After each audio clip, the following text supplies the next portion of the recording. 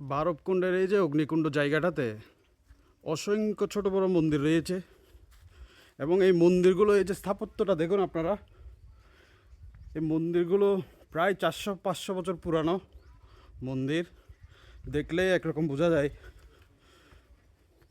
এই যে দেখুন অপোজিট সাইডে আরেকটা মন্দির রয়েছে। আমি যতটুকু শুনেছি এই মন্দিরগুলোতে নিত্য পূজা হয়। এটা একটা শিব মন্দির,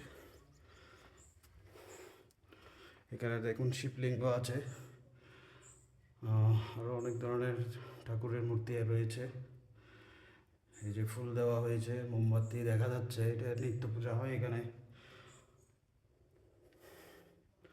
মন্দিরের অবস্থা দেখুন, এটা যে 400-500 বছরের পুরনো স্থাপত্য সেটা মন্দির দেখলেই বোঝা যায়। স্থাপত্যগুলো অনেক